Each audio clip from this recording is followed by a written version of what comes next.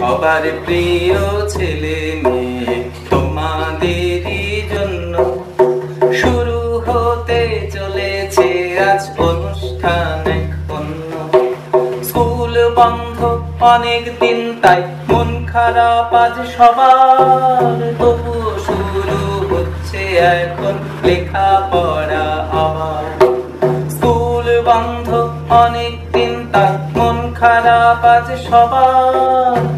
আমাদের সকলের প্রাণের প্রিয় ছোট্ট বন্ধুরা, খেলতে খেলতে লেখাপড়া, পড়তে পড়তে খেলার আজকের আসরে তোমাদের প্রত্যেককে জানাই স্বাগত। আজকে আমরা বেশ কিছু জিনিস মজার সঙ্গে জানবো। আজকে আমরা বস্তুর আয়তন কিভাবে আমরা মাপতে পারি এবং ভাষা ডোবার গল্প, এগুলো নিয়ে মজার মজার জিনিস মজা করে শিখবো। আজকে আমরা প্রথম শ্রেণীর একটু পড়া পড়ব, দ্বিতীয় শ্রেণীর একটু পড়া পড়ব এবং তৃতীয়, চতুর্থ, পঞ্চম তোমাদের জন্য এই অংশটা থাকবে যে বস্তুর আয়তনের ধারণাটা আমরা তৈরি করব। তো চলো আজকে আমরা আমাদের আসর শুরু করি তোমাদের ছোট্ট বন্ধু রূপসার নাচ দিয়ে। চলো যাই ওর কাছে।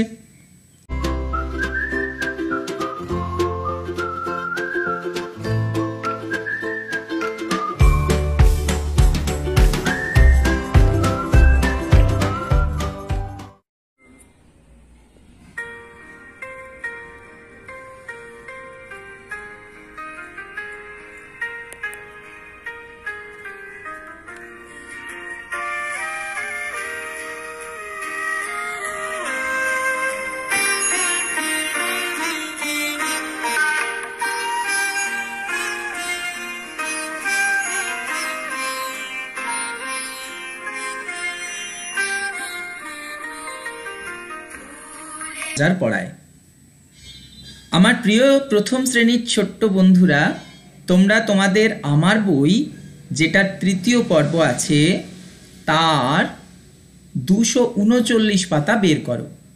239, 239 এই পাতায় দেখো তোমাদের এই যে দেখো তোমাদের এই 239 পাতা তোমরা দেখতে পাচ্ছ। এই 239 পাতায় এই যে অংশটা রয়েছে, এই অংশটা থেকে আমরা আজকে পড়া করব। এই অংশটা থেকে আজকে আমরা পড়া করব।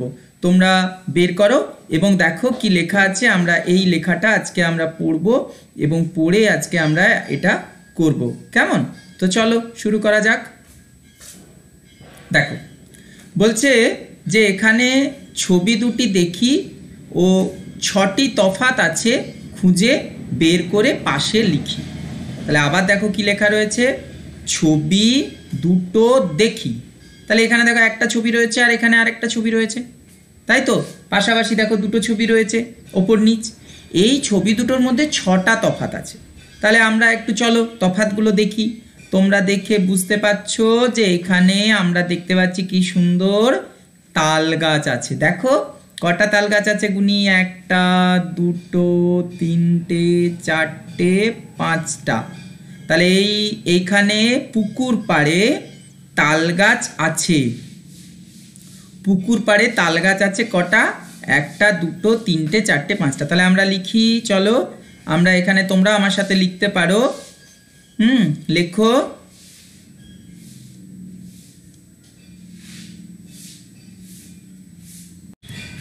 তোমরা আমার সাথে লেখো। হ্যাঁ, তাহলে আমরা এখানে লিখবো কয়ে হস্যু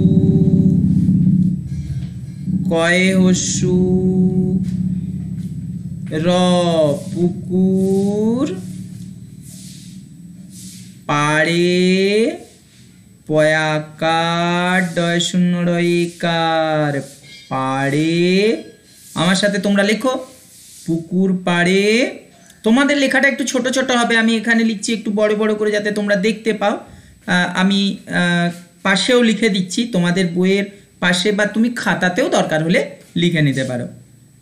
পুকুর পাড়ে তাল গাছ, তাল গাছ। দেখো গয়ের কিন্তু মাত্রা নেই, মনে থাকবে গয়ের কিন্তু কোনো মাত্রা নেই।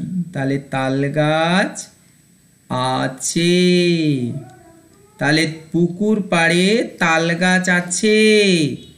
আর এইখানে আমরা কি লিখব, যে পুকুর পাড়ে তাল গাছ নেই। এখানে আমরা পুকুর পাড়ে কোনো তাল গাছ নেই, তাহলে এখানে আমরা লিখে দিচ্ছি, চলো লিখি তাল গাছ। ও আমার একটু বানান ভুল হলো। তাহলে আমরা দেখতে পাচ্ছি এখানে দূরে, তোমরাও লেখো দূরে তাল গাছ, তয়াকার ল তাল, গয়াকার ছ গাছ, তাল গাছ নেই, দন্ত নয়কার হর্ষই নেই, দূরে তাল গাছ নেই। তাহলে আমরা এই দুটো পার্থক্য দেখলাম। আচ্ছা, 3-এ এরপর চলো আমরা 3-এর পার্থক্যটা একটু দেখে নিই। এখানে দেখতে পাচ্ছি পাখি উড়ছে আর এখানে পাখি নেই। দেখো পাখি উড়ছে, পাখি নেই। তাহলে আমরা এখানে 3 নম্বরে লিখি, 3 নম্বরে লিখি পাখি, পয়াকার পা, ক্ষয় শিখি পাখি উড়ছে, হসৌ ডয় শূন্য র, ছয়েকার পাখি উড়ছে।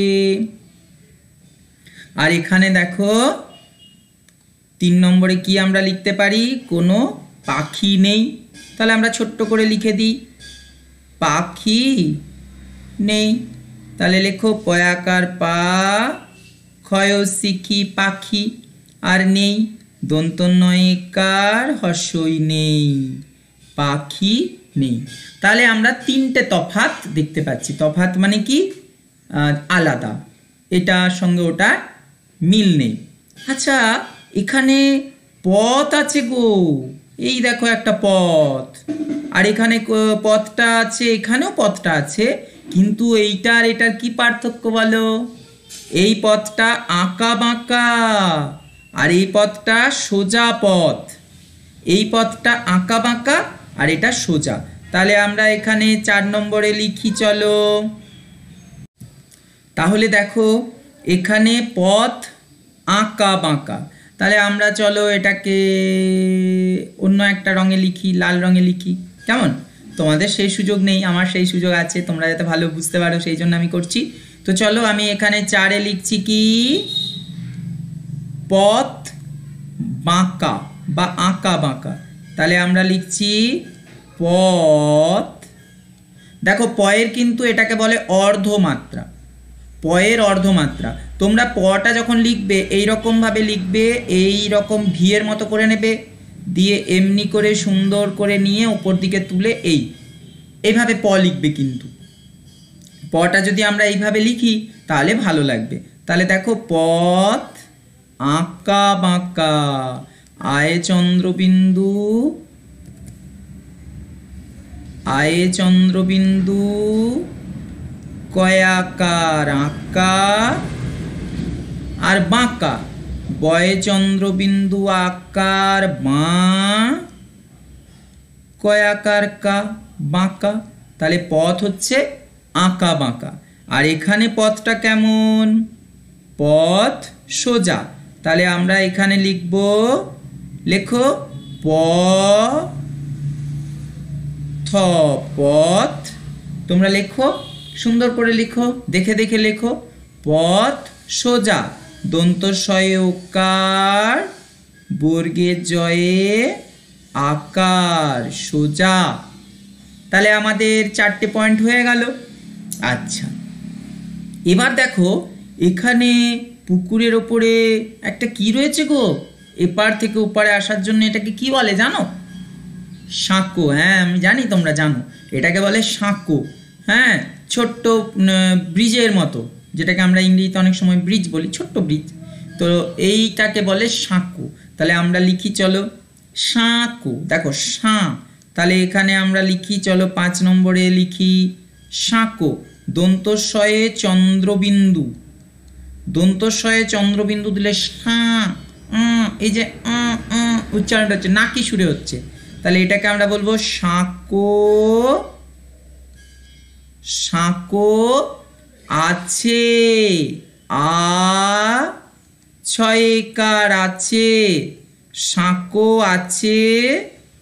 আর এইখানে 5 নম্বরে আমরা কি লিখব বলো? সাঁকো নেই। আবার এটাকে তুমি এইভাবেও বলতে পারো, পুকুরের ওপরে। তুমি যত বেশি বেশি করে এইভাবে ভেবে ভেবে লিখবে তত বেশি বেশি করে তোমার লেখাটা অভ্যাস হবে। তাহলে আমরা এখানে লিখছি পুকুরের ওপরে। তাহলে লেখো পয়সু কয়সু পুকু, পুকুরের রয়কার রের, পুকুরের ওপরে, ও পরয়কার উপরে, পুকুরের উপরে। এটা হস্যও লেখা যেতে পারে উপরে। সাঁকো দন্তস্বয়ে চন্দ্রবিন্দু আকার কয়কার, সাঁকো নেই, দন্তনয়কার হস্যই নেই। তাহলে পুকুরের ওপরে সাঁকো নেই, পূর্ণচ্ছেদ। এগুলো সব আমরা পূর্ণচ্ছেদ দেব। এই সব এগুলোতে আমরা পূর্ণচ্ছেদ দেব। থাম দে একটা বাক্য শেষে কিন্তু পূর্ণচ্ছেদ থাকে। তাহলে আমরা মোটামুটি শেষ করে ফেলেছি। আর কি পার্থক্য দেখা যাচ্ছে দেখো। এখানে দেখো, দেখো এখানে রয়েছে ঘাট আছে, ঘাটটা পুকুরের পাশে একটা ঘাট আছে, ঘাটটা বাঁধানো। হ্যাঁ, আবার আমরা দেখতে পাচ্ছি যে এই ঘাটটা বাঁধানো আর ঘাট বাঁধানো নয়। তাহলে এখানে আমরা আরেকটা পার্থক্য দেখতে পাচ্ছি। চলো আমরা এই পার্থক্যটা লিখে নিই 6-এ। হ্যাঁ, ঘাট, ঘাট আছে, ঘাট আছে, ঘাট আছে। তাহলে পুকুরের ঘাট আছে, তাহলে আমরা পাশে একটু বলেও দিতে পারতাম যে পুকুরের ঘাট আছে। তাহলে আমরা ঘাট আছে, আর এখানে আমরা লিখে দিচ্ছি 6-এ ঘাট।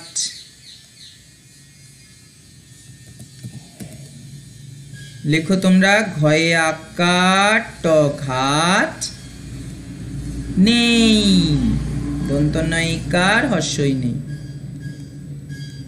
আরও দেখো ছোট ছোট পার্থক্য আমরা পেতে পারি, আমরা বলতেই পারি আরও অনেক কিছু। এই মোটামুটি আমরা দেখতে পাচ্ছি। তাহলে তোমরা এই দুটো ছবিকে এঁকে এইরকমভাবে তোমরা একটা কাজ করো। এই পার্থক্যগুলো যেগুলো দেখলে এগুলো তোমরা সুন্দর করে আবার লেখো। আর তোমরা এরকম দুটো ছবি আঁকো, যে দুটো ছবি এঁকে দুটো যেন আলাদা আলাদা ছবি হয়, দিয়ে তার পার্থক্যগুলো একটু লেখার চেষ্টা করো। এরপর চলো আমরা চলে যাই ভাস্কর স্যারের কাছে। তিনি তোমাদের 2য় শ্রেণীর বই থেকে দেয়ার এই শব্দটার ইংরেজি ব্যবহার নিয়ে যে কর্মপত্র আছে সেগুলো তিনি তোমাদের করে দেখাবেন। চলো যাই ওনার কাছে।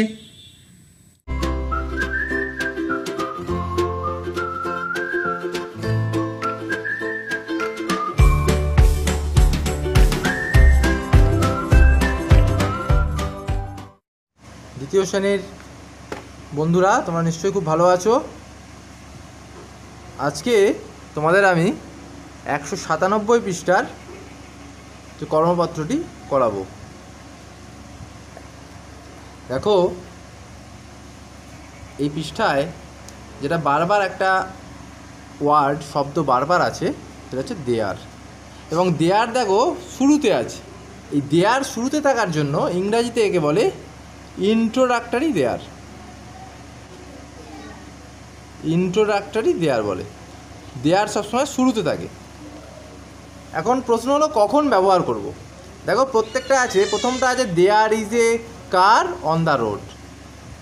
এখানে এই রোডের ওপরে একটা গাড়ি আছে।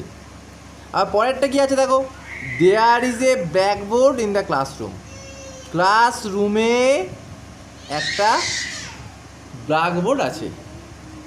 আবার একই রকমভাবে পরেরটা আছে there are apples on the table. অর্থাৎ টেবিলের ওপরে আপেল আছে। দেয়ার ইজ এ হাট বিসাইড দ্য রিভার।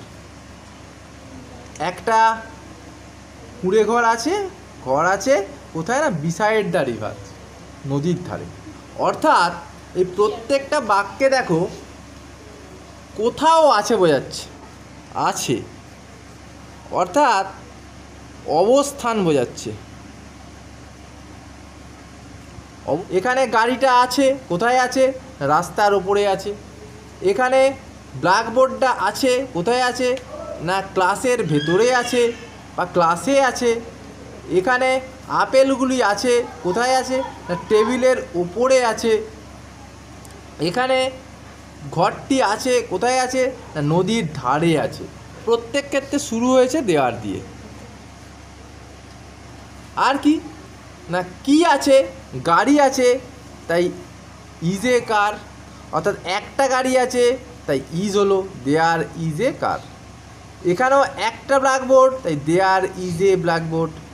এখানে আপেলস, অনেকগুলি আপেল আছে, একাধিক, একের বেশি আপেল আছে, তাই দেয়ার আর অ্যাপেলস। এখানেও একটা ঘর আছে, তাই দেয়ার ইজ এ হাট। তাহলে প্রথমে বসছে দেয়ার, যদি একটা জিনিস থাকে তাহলে হচ্ছে ইজ, যদি একাধিক জিনিস থাকে তাহলে হচ্ছে আর। এরপরে বসছে কি আছে, যেটা আছে সেখানে এটা বসছে, কি আছে সেটা এখানে বসছে, কি আছে বসছে। তারপরে আছে কোথায় বসছে, সেটা আছে কোথায় বসছে। এবং এখানে দেখো প্রতি ক্ষেত্রে একটি করে প্রিপোজিশান আছে, এগুলোকে বলে প্রিপোজিশান। এই যে অন, ইন, অন, বিসাইড, এগুলোকে বলে প্রিপোজিশান। এগুলি সম্পর্ক বোঝাচ্ছে। কার সঙ্গে সম্পর্ক বোঝাচ্ছে? এই গাড়িটার সঙ্গে রাস্তার। গাড়িটা কোথায় আছে? রাস্তার ওপরে আছে, ওপরে হচ্ছে অন। এখানে ব্ল্যাকবোর্ডটা কোথায় আছে? ক্লাসে আছে, ক্লাসের মধ্যে, তাই ইন।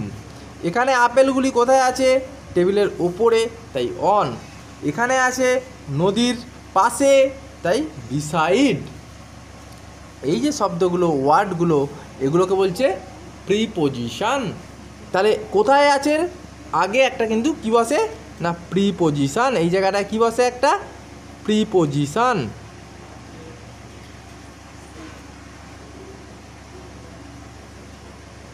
তাহলে বুঝতে পারলে প্রত্যেকে?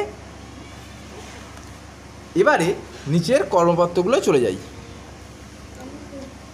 দেখো প্রথম একটা ছবি আছে। এই ছবিটা কি আছে না একটা বাগানে অনেকগুলি ফুল আছে। তাহলে আছে যেই বোঝাচ্ছে, আছে কোথাও আছে দেয়ার। কি আছে না ফুল আছে, ফুল একাধিক ফুল। আর ফ্লাওয়ার্স ইন দ্য গার্ডেন, কোথায় আছে না বাগানে, ইন দ্য গার্ডেন। একই রকমভাবে দ্বিতীয়টা ছবিটা কি বলছে? যে একটা নদীতে নৌকা আছে। তাহলে তাহলে আছে বোঝাচ্ছে, তাই দেয়ার দিয়ে শুরু করব। তাহলে কি লিখবো? প্রথমে দেয়ার। কি আছে? নৌকা আছে, একটি জিনিস, তাই দেয়ার ইজ এ বোট। কোথায় আছে? নদীতে। তাহলে হয় ইন দ্য রিভার অথবা অন দ্য রিভার। অথবা এখানে ইন দ্য রিভারও বলতে পারো, অন দ্য রিভারও বলতে পারো। তাহলে ইন দ্য রিভার। তারপরে ছবিটা কি আছে? এই ছবিটা বলছে একটা টেবিলের ওপরে বই আছে। আছে আবার আছে বোঝাচ্ছে, তাহলে আবার তাহলে দেয়ার দিয়ে শুরু করব। তাহলে দেয়ার। কি আছে? একটা বই আছে, তাহলে ইজ, একটা বই তাই ইজ। কি আছে না একটি বুক, তাই এ বুক। কোথায় আছে? টেবিলের ওপরে, টেবিলের ওপরে আছে, ওপরে ইংরাজি অন দ্য টেবিল।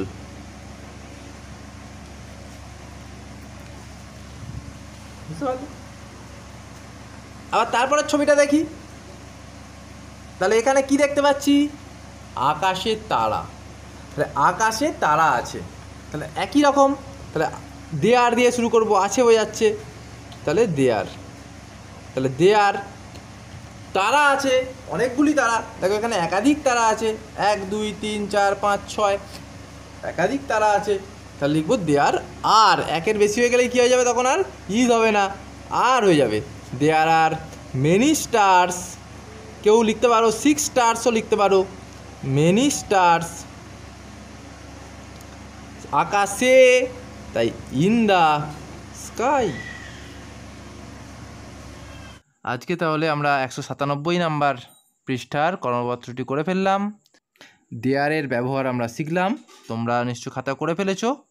আজকে এ পর্যন্তই থাক, আবার আগামী দিনে তোমাদের সঙ্গে আমার দেখা হবে। এরপর চলো আমরা চলে যাই পঞ্চম শ্রেণীর বাংলা পড়ায়। আজকে তোমাদের সাহেব স্যার তোমাদের পঞ্চম শ্রেণীর বাংলার একটু অংশ পড়াবেন। চলো যাই ওনার কাছে।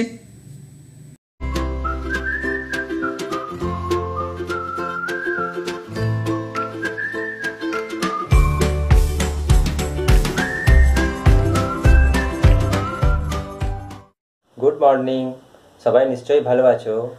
আজ আমি তোমাদের পঞ্চম শ্রেণীর কিছু বাংলা ব্যাকরণ শেখাবো। তোমাদের পাতাবাহার বই থেকে তোমরা খুব সহজেই এগুলি করতে পারবে। তাই চলো শুরু করি আজকের পড়া। দেখো, আজ আমরা এই পঞ্চম শ্রেণীর কিছু ব্যাকরণ শিখব। আর তোমাদের এগুলো আছে 41 আর 42 পাতায়। এই দেখো, এই তোমাদের বই। আর দেখো বইয়ের এই যে 41 পাতা, এই 41 পাতায় দেখো 4 দাগ, ক্রিয়াটি বেছে নিয়ে আলাদা করে লেখো। এই দেখো 4 দাগ, ক্রিয়াটি বেছে নিয়ে লিখি। মাঠে শিশুরা অগাধ খুশিতে লুটোপুটি খায়। তাহলে বলো এখানে কোনটা ক্রিয়াপদ হবে? মাঠে শিশুরা অগাধ খুশিতে লুটোপুটি খায়। তাহলে দেখো আমরা কি খুঁজবো না, আমরা খুঁজবো যে কোনটা কাজ করা বোঝাচ্ছে। লুটোপুটি খায়, তাহলে লুটোপুটি খায়টা কি হলো? ক্রিয়াপদ। এখানে আমরা লিখছি লুটোপুটি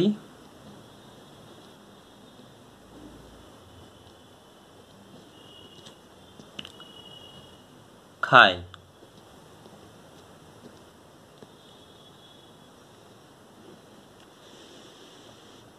তোমরাও লেখো সবাই। আর এখানে আমি দাগ দিয়ে দিচ্ছি।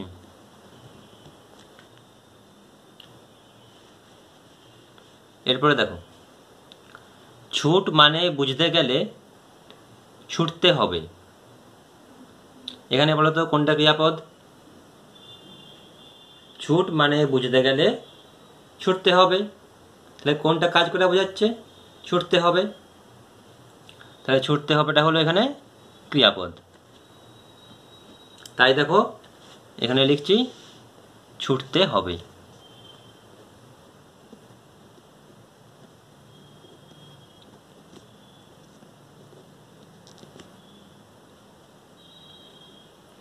এবার দেখো 4 দাগের 3 কি আছে? আর কিছু বলবো না। এখানে কোনটা ক্রিয়াপদ? তোমরা দেখো এখানে ভাবতে পারো যে শুধু বলবোটা ক্রিয়াপদ হবে, কিন্তু আসলে বলবো না পুরোটাই ক্রিয়াপদ। তাহলে এখানে ক্রিয়াপদ হচ্ছে বলবো না।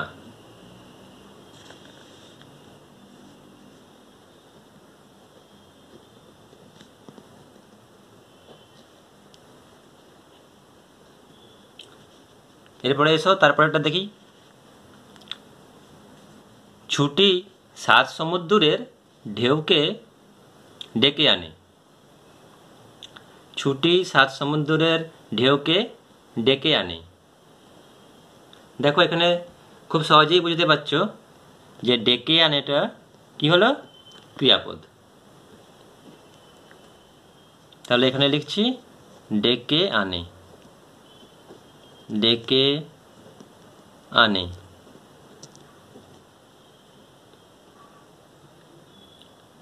এরপরে দেখো, জীবনে আমি শুধু এগিয়ে যাব। বলো তো এটা কোনটা ক্রিয়াপদ হবে? এগিয়ে যাওয়া। তাহলে এগিয়ে যাব, এটা ক্রিয়াপদ। এগিয়ে যাব। তাহলে এখানে লিখছি এগিয়ে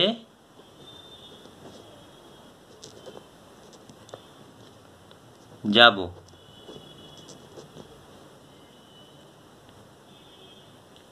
এগুলো সবাই লিখে নাও। তারপরে আমি তোমাদের শেখাবো যে বিশেষ্য ও বিশেষণ আলাদা করে লিখি, এটা তোমরা কিভাবে করবে।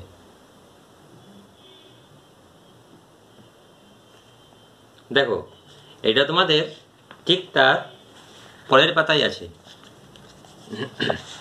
কত পাতা? না 42 পাতা। এই দেখো 42 পাতা। 42 পাতার 8-এর দাগ, বিশেষ্য ও বিশেষণ আলাদা করে লেখো। সবাই নিশ্চয়ই বইটি বের করেছ। এবার দেখো আমি লিখছি, আর আমার সাথে সবাই কিন্তু লিখবে।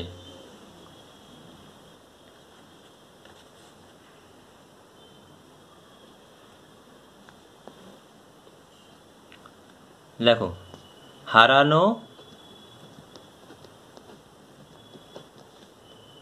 বাঁশি।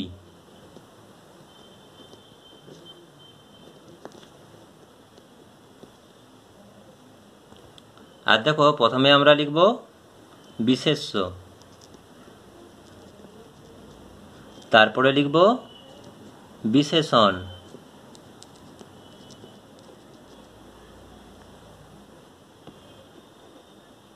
এখানে দেখো হারানো বাঁশি। তাহলে এখানে বুঝতে পারছো বাঁশিটা একটা কোনো বস্তুর নাম, জিনিসের নাম, যেটা বাজানো যায়। তাহলে বাঁশিটা হচ্ছে বিশেষ্য পদ।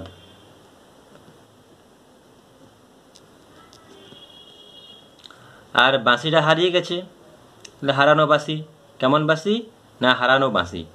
তাহলে কেমন দিয়ে প্রশ্ন করলে যে উত্তর পাওয়া যায় সেটা হচ্ছে বিশেষণ। তাহলে কেমন বাঁশি? হারানো বাঁশি। কী উত্তর পেলাম? না হারানো, তাই হারানো হচ্ছে বিশেষণ।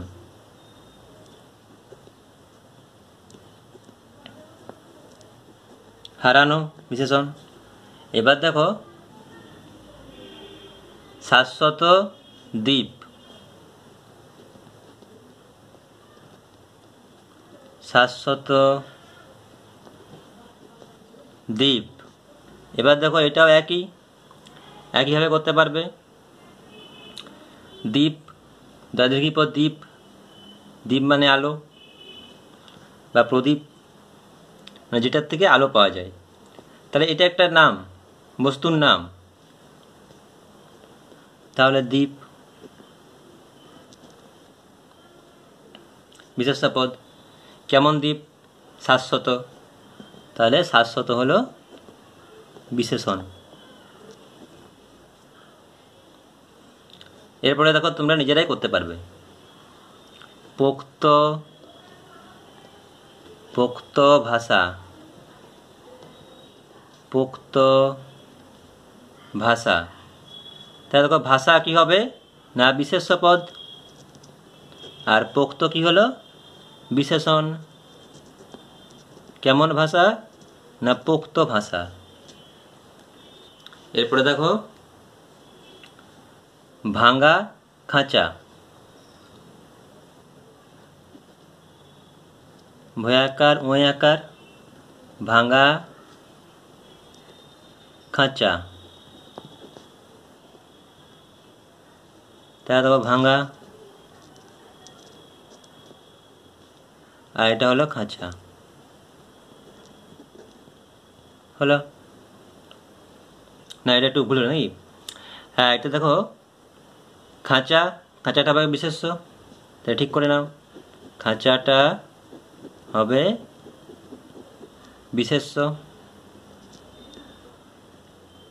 খাঁচা, আর কেমন খাঁচা? না ভাঙা, ভাঙাটা হবে বিশেষণ। এবার দেখো সবুজ সমুদ্র, সবুজ সমুদ্র। তাহলে দেখো সমুদ্র, সমুদ্র কেমন? না সবুজ, তাহলে সবুজটা হলো বিশেষণ। এগুলো সবাই লিখে নাও। দেখো একবার বলে দিচ্ছি, হারানো বাঁশি, তাহলে বাঁশি হচ্ছে বিশেষ্য। কেমন বাঁশি? হারানো, হারানো হলো বিশেষণ। শাশ্বত দ্বীপ, দ্বীপ হচ্ছে বিশেষ্য পদ আর শাশ্বত বিশেষণ। পোক্ত ভাষা, ভাষা বিশেষ্য আর পোক্ত বিশেষণ। ভাঙা খাঁচা, খাঁচা বিশেষ্য পদ আর ভাঙা বিশেষণ পদ। সবুজ সমুদ্র, সমুদ্র বিশেষ্য আর সবুজ বিশেষণ। তাহলে দেখো আজ আমরা দুটো পড়া শিখলাম। একটা কি না, একটা ক্রিয়াপদ কীভাবে খুঁজে নেব, আর দেখো সেই ক্রিয়াপদে কিন্তু দুটো করে ক্রিয়াপদ আছে, দুটো করে শব্দ আছে। প্রত্যেকটা ক্রিয়াপদে দেখো দুটো করে শব্দ আছে। এরকমভাবে তোমরা ক্রিয়াপদে 3টে করে শব্দও পেতে পারো। তাই তোমাদের ঠিক করতে হবে যে ক্রিয়াপদ দুটো শব্দ নিয়ে না একটা শব্দ নিয়ে না 3টে শব্দ নিয়ে হবে, সেটা পড়ে বুঝতে হবে। আর কি শিখলাম? আর শিখলাম বিশেষ্য আর বিশেষণ কিভাবে আলাদা করব। কেমন দিয়ে প্রশ্ন করলে যে উত্তর পাওয়া যায় সেটি হলো বিশেষণ পদ। এবার আমরা কিছু বাড়ির পড়া লিখে নেব। চলো তাহলে বাড়ির পড়া লিখে নিই। এই দেখো, বাড়িতে কি করব, একইভাবে আমরা ক্রিয়াপদ দিয়ে বেছে নিয়ে লিখব।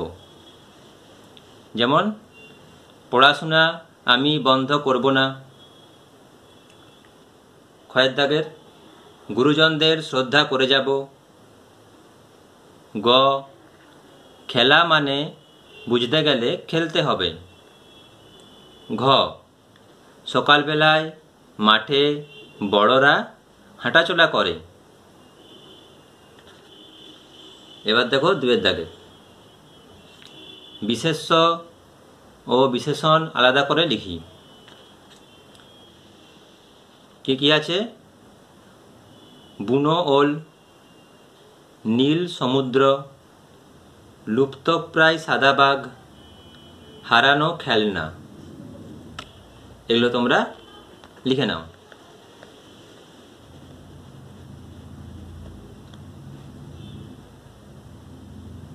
আর ঠিক যেভাবে আজকে করলে এভাবে বাড়িতে এগুলো করার চেষ্টা করবে। এগুলো করা খুবই সহজ, তোমরা সহজেই করতে পারবে।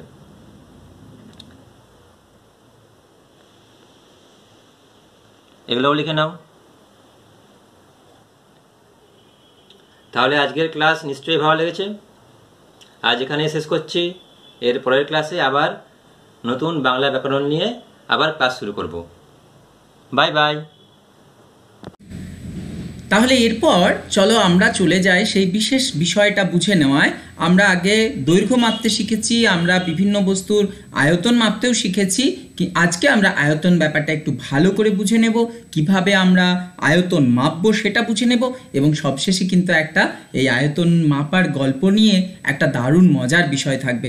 চলো আজকে আমরা শুরু করি আমাদের আয়তন ব্যাপারটা ভালো করে বুঝে নেওয়া। যদিও বা বসার জায়গা হলো, বই খাতা ব্যাগ রাখার আর জায়গা হচ্ছে না। এমন সময় দিদিমণি এসে বললেন, তোমাদের অসুবিধাটা কি শুনি? অরুণ বলল, দিদি আমাদের বই খাতা রাখতে পাচ্ছি না। রুকসানা বলল, তুমি পিছনের বেঞ্চে চলে যাও, কাল এখানে বসবে। দিদিমণির দিকে তাকিয়ে অরুণ পরের বেঞ্চিতে গিয়ে বসলো। ক্লাস শান্ত হলো। দিদিমণি বললেন, তোমরা জায়গার কথা বলছিলে না? আচ্ছা, তোমাদের একজনের স্কুল ব্যাগে যা যা জিনিস আছে তা বের করে এই টেবিলটাতে পাশাপাশি রাখো। যে দেখো টেবিলটাতে পাশাপাশি রেখেছে, তোমরা দেখতে পাচ্ছ কি কি রয়েছে। বই রয়েছে, খাতা রয়েছে, পেন রয়েছে, পেন্সিল রয়েছে, রাবার রয়েছে, সব কিছু রয়েছে। এবারে বলছে এই টেবিলটাতে পাশাপাশি রেখো সেসব। দিদিমণি বললেন, টেবিল বা টেবিলের ওপরে বা আমাদের চারপাশে যা যা জিনিস আমরা দেখতে পাচ্ছি তাদেরকে আমরা কি বলবো? বস্তু বলবো। হ্যাঁ, তুমি তোমার চারপাশে যা যা জিনিস দেখতে পাচ্ছ, যেগুলোকে তুমি ছুঁতে পারো, তুমি ধরতে পারো, সেগুলোই হচ্ছে বস্তু। তো যা যা দেখতে পাচ্ছি, এবারে বস্তু যা দিয়ে তৈরি তাকে বলে পদার্থ। হ্যাঁ, এই বস্তুগুলো কি দিয়ে তৈরি? যেমন আমার এই চশমাটা, এই চশমাটা প্লাস্টিক দিয়ে তৈরি, এই কাঁচ একটা কাঁচ দিয়ে তৈরি, এখানে স্ক্রু আছে সেটা লোহা দিয়ে তৈরি। তাহলে এগুলো একটা একটা করে পদার্থ। যেমন এই তো দেখো, প্লাস্টিকের বোতল বা লোহার পেরেক হলো বস্তু, কিন্তু প্লাস্টিক বা লোহা হলো পদার্থ। এরপর দেখো, তোমাদের একটা চেনা বস্তুর তালিকা করে ছবি আঁকতে বলছে। তাহলে সেগুলো কোন পদার্থ দিয়ে তৈরি বলে তোমার মনে হয়? নিজেদের মধ্যে আলোচনা করে লেখো। এই অংশটা নিশ্চয়ই তোমরা করে নিয়েছো। তো এই ব্যাপারটা থেকে আমরা যেটা বুঝেছি, সেইটা আমাদের তোমাদের যে গণিত বইয়ে আছে, সেই গণিত বইয়ে আমরা এই জিনিসটা দেখতে পেয়েছি। কোথায় না, তোমাদের দেখো 147 পাতায়, তোমাদের যদি অঙ্ক বইটা তোমরা বের করো, তার 147 পাতায় দেখবে বাটিতে দুধ ঢালি বলে একটা গল্প আছে। সেখানেও কিন্তু সকালে প্রতিদিন দুধের প্যাকেট দিয়ে যায়, মা ওই দুধ বাটিতে ঢেলে গরম করেন। আজ আমি ঠিক করেছি আমি বাটিতে দুধ ঢালবো এবং ওই বাটিটা খুঁজে পেলাম না, অন্য বাটিতে ঢালার চেষ্টা করি। এই দেখো, এটাতে সবটা ঢালতে পারলাম না। কেন না, এক প্যাকেটে 1 লিটার দুধ আছে। এই দেখো, এই যে লিটার কথাটা কি আমরা নিশ্চয়ই ব্যবহার করেছি, বারবার জেনেছি। আমরা পেট্রোল পাম্পে যখন কেউ তোমার পেট্রোল কিনতে যান, তখন তোমরা দেখেছো সেখানে লিটার কথাটা ব্যবহার করা হয়। কিংবা এই যে দুধের প্যাকেটে লেখা থাকে, কিংবা তোমাদের তেলের প্যাকেটে লেখা থাকে, হ্যাঁ, এই লিটার।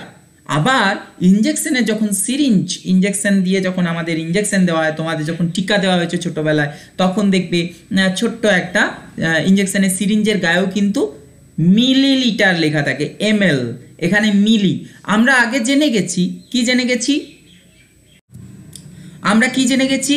যে লিটার, আমরা কথাটা শুনলাম লিটার, তার মানে এই যে লিটার, এই কথাটা এটা হচ্ছে একটা একক। এটা হচ্ছে কি? একটা একক। কিসের একক? কিসের একক না, আমরা আগেও তোমাদের বলেছি যে ভর, দৈর্ঘ্য, এই সবগুলো মাপতে গেলে আমাদের একক ব্যবহার করতে হয়। তাহলে আজকে আমরা যে বিষয়টা জানছি সেটা কি? সেটা হচ্ছে আমরা আজকে জানছি আয়তন। আয়তন, এই আয়তন এবং আয়তনের একক। আয়তন জানবো এবং আয়তনের একক জানবো। তাহলে এই লিটার কথাটা হচ্ছে আয়তনের একক। দেখো, আমার কাছে আমি একটা এইরকম একটা বক্স নিয়েছি। গোটা পৃথিবীর মানুষ ঠিক করেছেন যে এইটাকে আমরা বলবো 1 লিটার এর আয়তন। তাহলে দেখো, গোটা পৃথিবীর মানুষ ঠিক করেছেন যে এইরকম যদি একটা বক্স তুমি বানাও, এইরকম একটা বক্স, আমি বক্সটা দেখো আঁকছি, আমার সাথে তোমরা আঁকতে পারো। এইরকমভাবে আমরা একটা লুডোর ছক্কা, বড় একটা লুডোর ছক্কা, এই যে জিনিসটা, এটাকে অনেক সময় কি বলে জানো? এটাকে বলে ঘনক। এই ঘনকটার এই দৈর্ঘ্য হচ্ছে, ঠিক এই যে দৈর্ঘ্যটা, এই দৈর্ঘ্যটা হচ্ছে 10 সেন্টিমিটার। এই দৈর্ঘ্যটা হচ্ছে 10 সেন্টিমিটার। 10 সেন্টিমিটার, এই দৈর্ঘ্যটাও 10 সেন্টিমিটার। আর প্রস্থ, এটাকে বলে প্রস্থ। এটাকে কি বলে? প্রস্থ। ঠিক আছে, এই প্রস্থ, এটাও কিন্তু 10 সেন্টিমিটার। আর এইটাকে বলে উচ্চতা। যে কোনো তোমার এরকম একটা তুমি যদি ঘনক নাও, সেই ঘনকটার দৈর্ঘ্য, প্রস্থ, উচ্চতা সমান। এই উচ্চতা, এইটাও কি? এইটাও হচ্ছে 10 সেন্টিমিটার। তাহলে দেখো, এই যে আমরা পেলাম এই ঘনকটা, এই মিটারের পরিবর্তে আমি মি লিখে দিলাম, এটা তোমরা মিটার লিখলে। তাহলে এইটার আয়তন হচ্ছে 1 লিটার। এইটার আয়তন হচ্ছে 1 লিটার। অর্থাৎ এই বস্তুটার আয়তনটা এই যে এটা যদি আমরা গলিয়ে ফেলি, এরকম একটা বরফ নিয়ে যদি আমরা গলিয়ে ফেলি তার আয়তন হবে 1 লিটার। তো তোমরা কিন্তু একটা বাড়ির, তোমাদের আমি একটা ছোট্ট কাজ দিচ্ছি মজার, তোমরা একটা 1 লিটারের একটা আয়তঘন বানাতে পারো। এটাকে যদি আমরা 1000 ভাগ করে দিই, টুকরো টুকরো করে 1000 ভাগ করে দিই, আমরা পাবো ঠিক এইরকম একটা টুকরো। এই যে তোমরা যেটা দেখছো, এই টুকরোটার তোমার দৈর্ঘ্য, প্রস্থ এবং উচ্চতা, অর্থাৎ এই টুকরোটাকে যদি তুমি দেখো, এই টুকরোটা হচ্ছে এইরকম একটা টুকরো যেটা আমরা দেখতে পাচ্ছ। এই টুকরোটা হচ্ছে, এর দৈর্ঘ্য হচ্ছে 1 সেন্টিমিটার।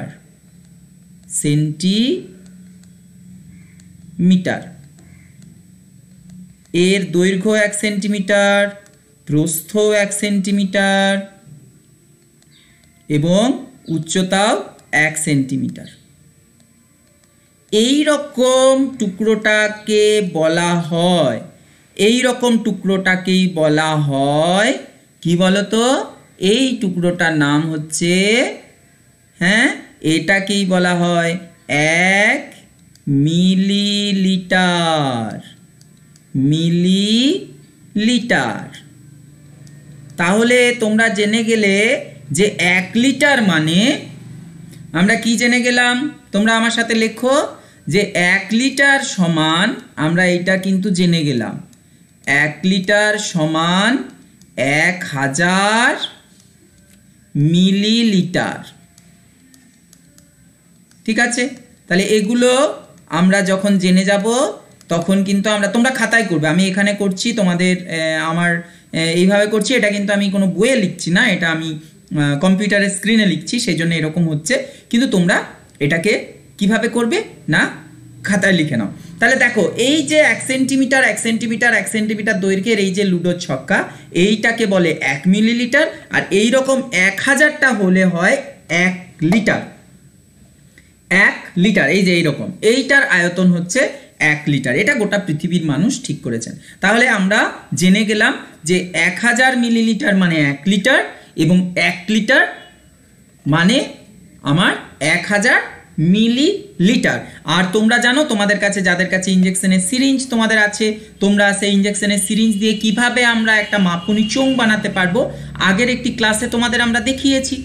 সেখানে তোমাদের সুন্দর করে আমরা বলে দিয়েছি যে তুমি এরকম একটা কি করবে, এরকম একটা সুন্দর একটা প্লাস্টিকের বা কোনো একটা পাত্র নেবে, দিয়ে তুমি ইনজেকশনের সিরিঞ্জে করে একটু করে জল ঢালবে, একটু করে জল ঢালবে, সেটা 10 ml করে জল ঢালবে।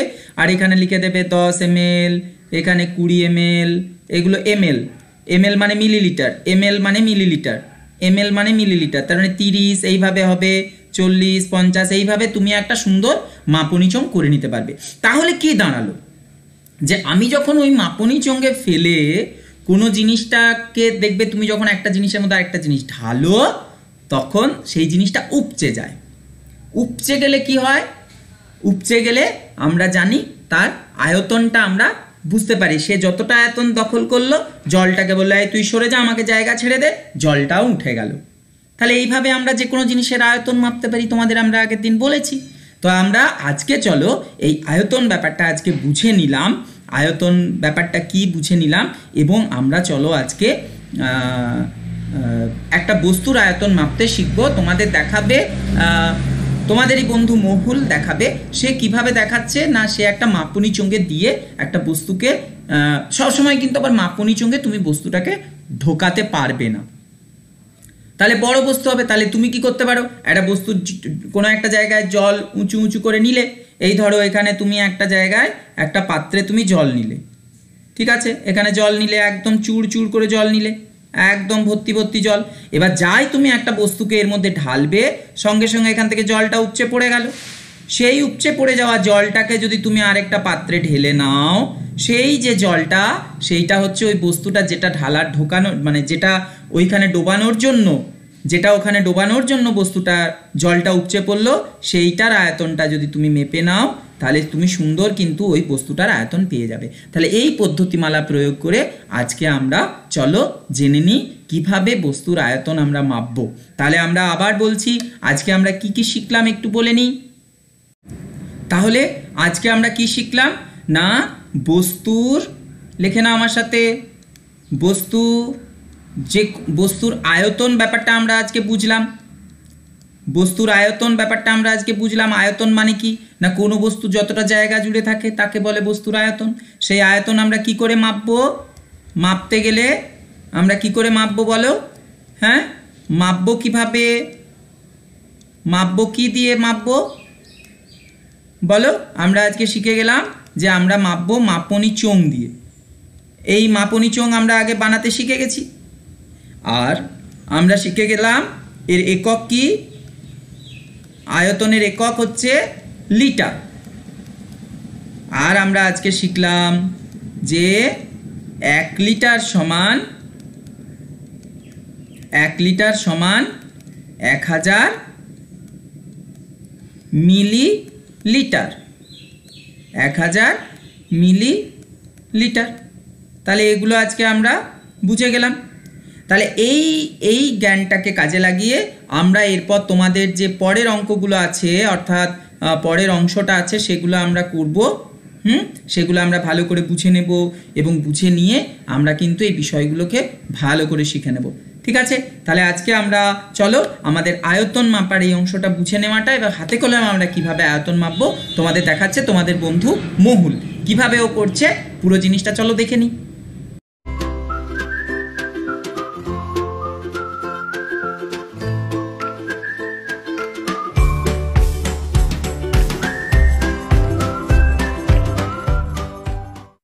নমস্কার, আমি মহুল। আজকে আমি এই পাথরটির আয়তন মেপে দেখাবো। এটার জন্য আমার দরকার পাথর, একটা যে কোনো পাথর, আর দড়ি, মাপনি চোঙ, একটা কড়াই বা গামলা ও একটা পাত্রে ভর্তি জল। তাহলে আমি পাথরটা এরপরে এটা আস্তে করে ডুবিয়ে দেব। দেখো আমি ডোবাচ্ছি, জলটা উপচে পড়ছে। আমি এরপর এটা ডুবিয়ে রেখে দিলাম। এই পাত্রটাতে আগে থেকে কোনো জল ছিল না। এরপর আমি যখনই এই পাথরটা ডোবালাম তখনই পাত্রে জলটা পড়ে গেল। এই পাথরটা যত পরিমাণ আয়তন, সেই পাথরটা তত পরিমাণ জল অপসারিত করেছে। পরে এই জলটা আমি যদি মাপনি চোঙে ঢেলে মেপে নিই তাহলে আমি পাথরটার আয়তন পেয়ে যাব। আস্তে করে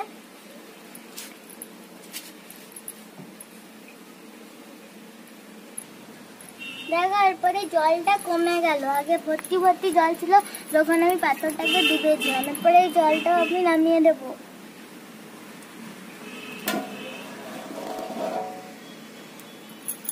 এরপর আমি এই জলটা বড়দের সাহায্যে এখানে ফেলে দেব।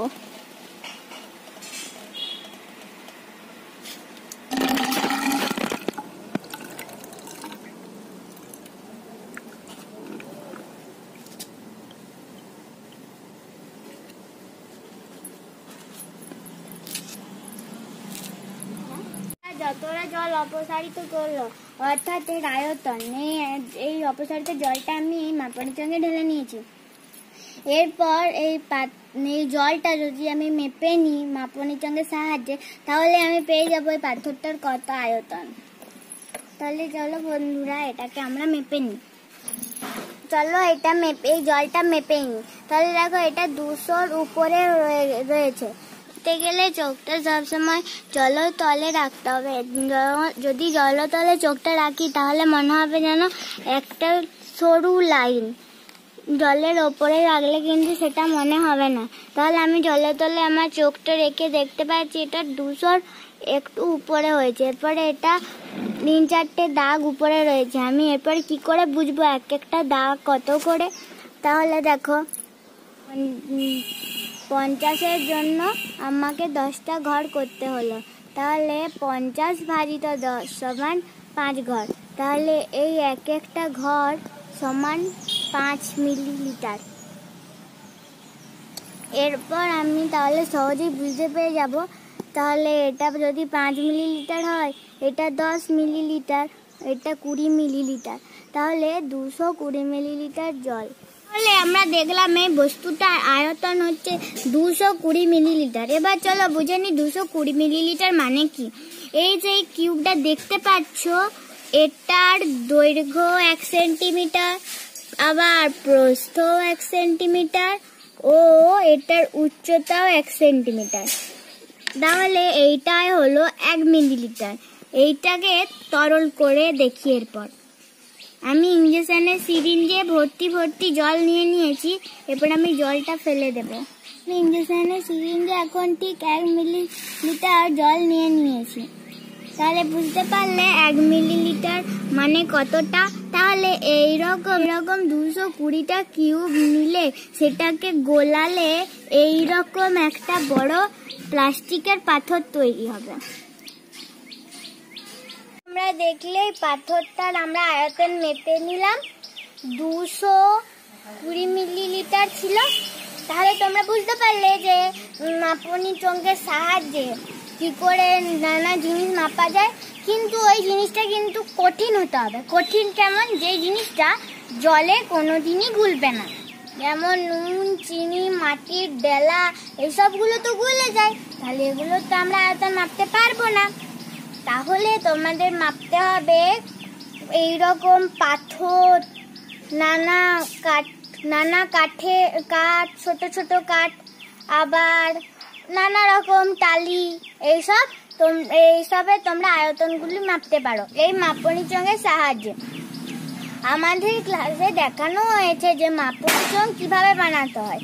সেই ক্লাসটা যদি তোমরা না দেখেও থাকো তাহলে আমাদের রাধানগর বোর্ড প্রাথমিক বিদ্যালয় ইউটিউব চ্যানেলে যে তোমরা ওই ক্লাসটি দেখে নিতে পারো।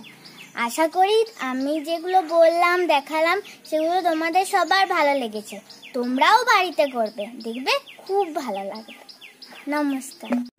তাহলে আজ আমাদের বাড়ির কাজ তোমাদের একটু দিয়ে নিই। বাড়ির কাজ কি কি না, তোমরা একটা মাপনি চোঙ বানাও। মাপনি চোঙ বানিয়ে তোমরা যে কোনো 5টা বস্তুর আয়তন মাপো যেগুলো জলে ডুবে যায় কিন্তু গুলে যায় না। ঠিক আছে, এরকম 5টা বস্তুর আয়তন মেপে আমাদের দেখাও। আর এইটা বুঝতে তোমাদের যদি কোনো অসুবিধা হয়েছে আমাদের অবশ্যই জানাও। তোমরা যদি বলো যে আমরা এই জায়গাটা বুঝতে পারিনি, আরেকবার বলুন। আমাদের তোমরা ফোন নাম্বার এই যে রয়েছে, এই ফোন নাম্বারে যোগাযোগ করে আমাদেরকে কিন্তু তোমরা বলতে পারো, জানাতে পারো, লিখে বা ফোন করে আমাদের জানাতে পারো। ঠিক আছে, তাহলে দেখা হবে আমাদের পরের ক্লাসে। তাহলে এরপর আমাদের একটা সেই বিজ্ঞানের মজা দারুণ পরীক্ষার পালা। প্রথম ওপেন স্কুলের সৌজন্যে পাওয়া এই ভিডিও থেকে আমরা আজকে একটা দারুণ মজার পরীক্ষা করে নেব। চলো দেখে দিই।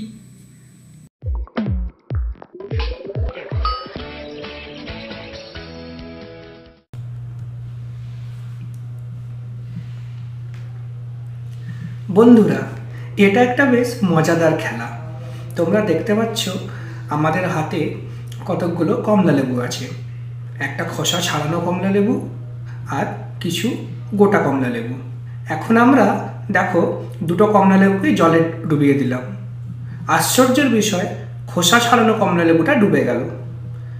তো চলো এই এক্সপেরিমেন্টটা করা যাক। আমাদের কিছু কমলা লেবু দরকার, একদম ফ্রেশ টাটকা কমলা লেবু। দেখো, প্রথমে আমরা জলের একটা পাত্র নিয়েছি। এখানে একটা কমলা লেবু, খোসা না ছাড়ানো কমলা লেবু আমরা জলে দিলাম। 2টো কমলা লেবু আমরা জলে ডুবিয়ে দিলাম এবং ওরা ভাসতে শুরু করলো। আরও 2টো কমলা লেবু আমরা জলে ছাড়লাম, দেখলাম প্রত্যেকটা কমলা লেবুই কিন্তু জলে ভাসতে শুরু করলো। আর এগুলি প্রত্যেকটা কমলা লেবুই খোসা না ছাড়ানো, অর্থাৎ গোটা কমলা লেবু। এখন আমরা কি করব, একটা কমলা লেবু খোসা ছাড়িয়ে নেব, ওপরের স্তরটাকে বাদ দিয়ে দেবো। আর দেখা যাক এটাকে জলে ডুবাই এবং জলে ডুবছে কি না ভাসছে। লক্ষ্য করো।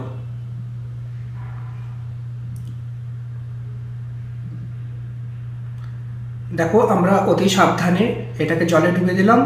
ও আশ্চর্যের বিষয়, খোসা ছাড়ানো কমলা লেবুটি ডুবে গেছে। তো তোমরা কেন হচ্ছে এটা বলতে পারবে? যখন আমরা খোসা ছাড়িয়ে দিচ্ছি তখন এটা ঘনত্বের পরিবর্তন হচ্ছে, অর্থাৎ খোসা ছাড়ানো কমলা লেবুর ঘনত্ব জলের ঘনত্বের থেকে অনেক বেশি হওয়ার ফলে এটা ডুবে যায়। কিন্তু যখন খোসা ছাড়ানো না থাকে তখন খোসাতে যে এয়ার বাবলস থাকে সেটার জন্য গোটা কমলালেবুর ঘনত্ব জলের ঘনত্বের থেকে অনেক কম হয়, তাই কমলালেবু ভেসে থাকে। তো আমাদের কাছে 3টে গোটা কমলালেবু আর 3টে খোসা ছাড়ানো কমলালেবু আছে। বেশ একটার পর একটা দেখো আমরা জলে ছাড়ছি আর খুব সুন্দরভাবে কমলালেবুগুলো ভাসছে। আর এর সাথে সাথে আমরা যখনই খোসা ছাড়ানো কমলালেবুগুলোকে জলে ছাড়ছি তখন একটার পর একটা ডুবে যাচ্ছে। খুব মজা, তাই না? এই সুন্দর অ্যাক্টিভিটিটা তোমরা বাড়িতে বানাও, খুব মজা পাবে।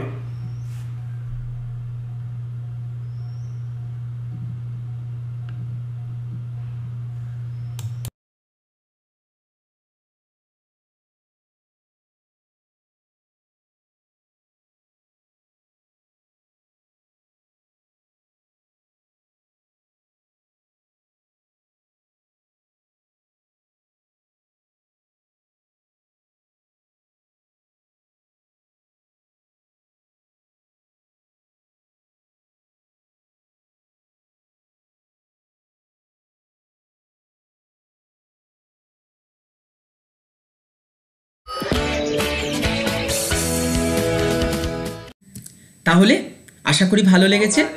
তো আমাদের সময় তো শেষ, দেখা হবে আগামীকাল। এই ক্লাস তোমাদের কেমন লাগছে অবশ্যই জানাবে।